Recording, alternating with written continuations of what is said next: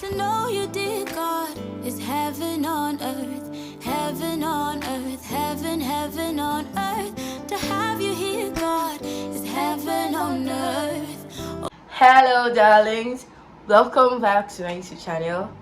My name is Grace Sarah, and welcome back to my cozy corner.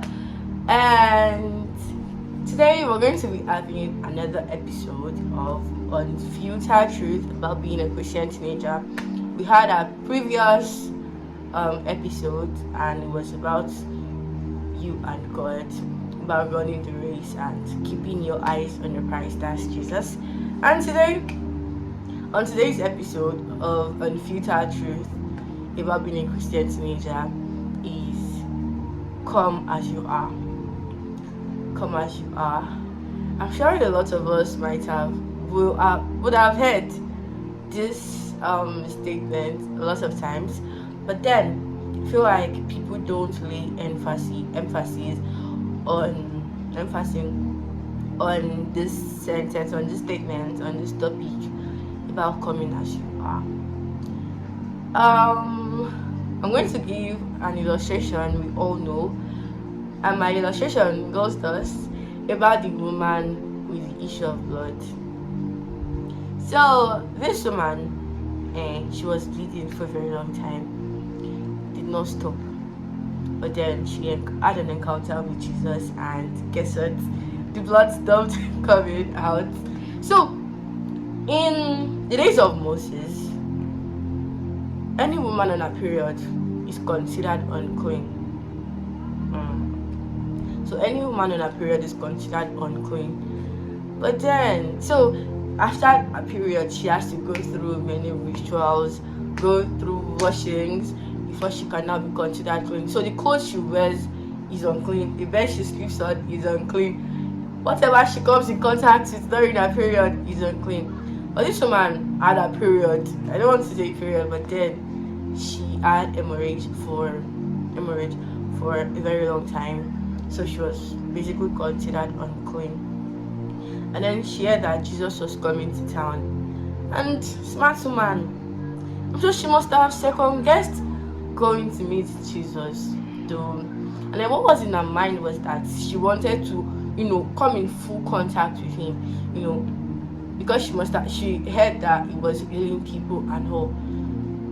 So what she wanted to do, I think, but I know, because even if it was me that heard that Jesus was coming on my street, I would go and hug him and I would not let go. So I think that was what was in her mind. But then because of the crowd and everything, you have to squeeze through. She was just able to touch the nape of his garment, and she was healed. Jesus felt a transaction of power already took place, and so she was healed. As I said previously, she must have second guessed touching Jesus, because this woman was unclean. She was considered unclean by the society, and because of the law she was under. But it did not still stop her from going to meet Jesus, from going to touch Jesus.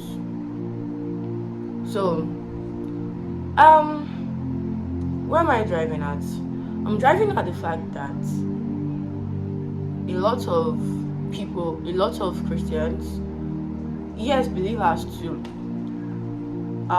give up because they've done something. That's what believers, a lot of believers give up because they've done something, or they did not do something they were supposed to do, so they don't feel worthy of going back to God. But for unbelievers, I want to remind, or let's say for Christians, someone asked me, because I knew that I was supposed to tell others about Christ. I went to this boy's DM, and I was like, hi, and then we just started a conversation. And I was like, why don't you give your life to Christ? Enjoy what I'm enjoying too. That's not why I said it, but then he was like, well, he does things that God frowns at, so he cannot give his life to Christ. And Jesus is not going to accept somebody like him. God is not going to accept somebody like him. And baby Christian in me, I just backed off. I was like, okay, I didn't know what to tell him. I didn't have the answer to give him. So but now, if you ask me, I will tell you, go as you are. Go and meet God as you are. There's this song in my church. There's this hymn rather. Bami bimo tiri, bami bimo tiri, Jesu kufu mi levami, bami bimo tiri. So the song is actually a prayer about God accepting us the way we are. God doesn't want you to come perfectly. God does not want you to come, He just wants you to come the way you are. A man that is rich cannot go and be dropping CV in offices saying he's looking for a job because he has money. He's balling. But only a man that does not have money will go around dropping CV that he wants to work. I don't think $100 goes from office to office dropping CV because he has the money. I don't think he does. Maybe he does. I don't know. But for me, you will see me, I will go and drop CV because I don't have the money. Same thing applies to us and God. God is expecting us to come to Him because we don't have the ability of our own. God is expecting us to come to Him because He has what we need. So just come to Him. If you are poor, come to Him poor. It's going to make you rich. Yeah, it's going to make you rich. So, but then my whole purpose is that I know there are so many vices these days that a lot of teenagers, they do that God frowns at a lot.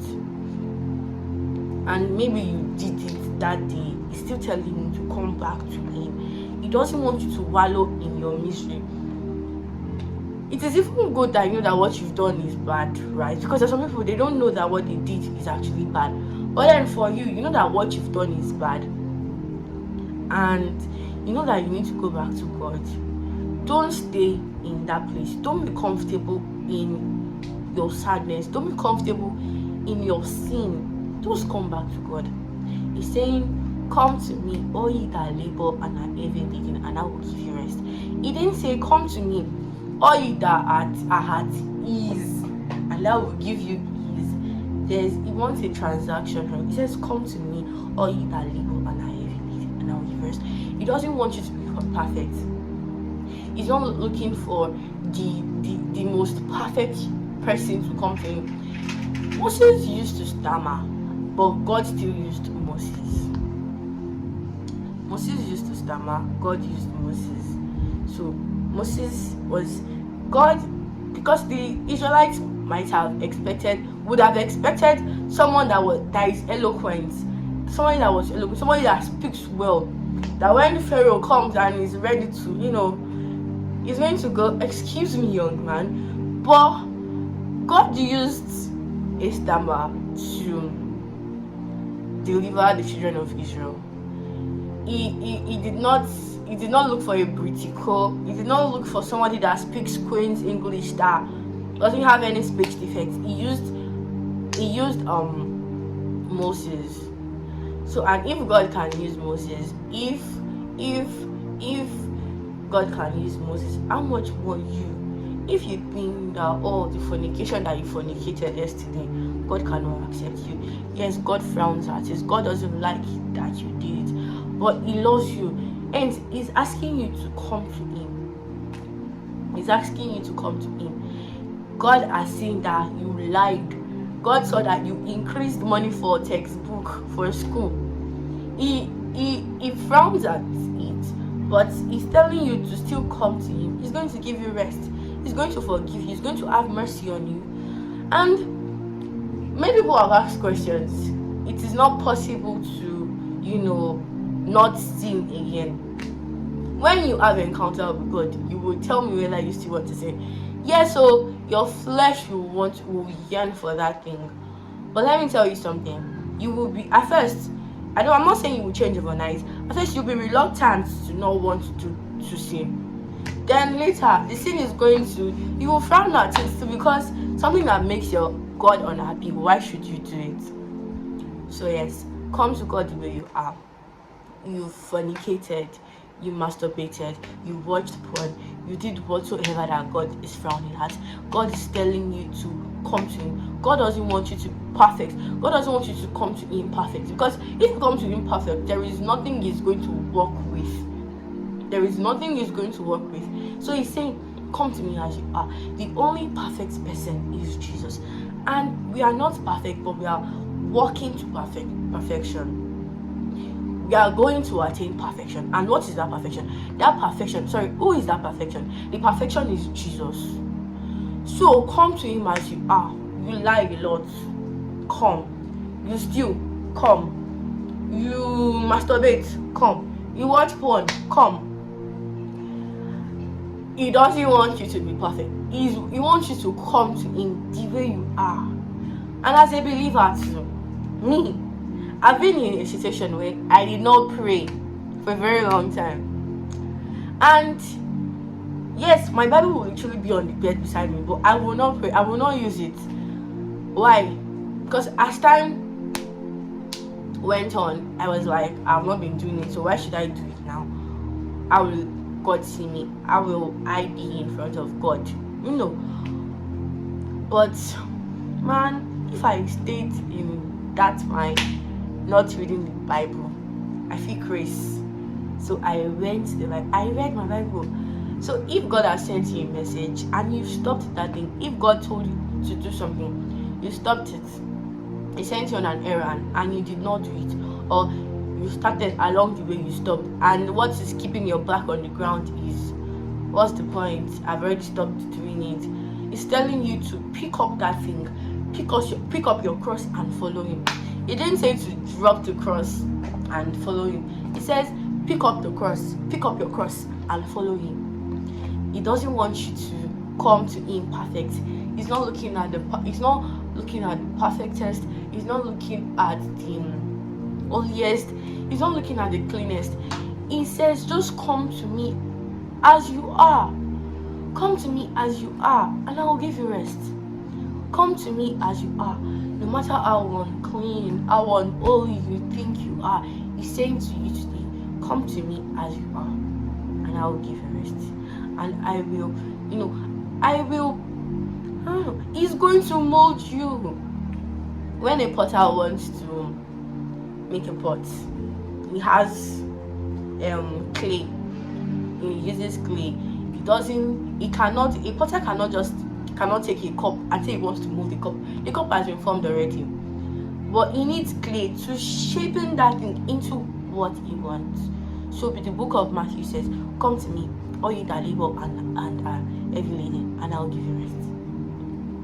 Go to God because you labor, because you are heavy laden. He's going to give you rest.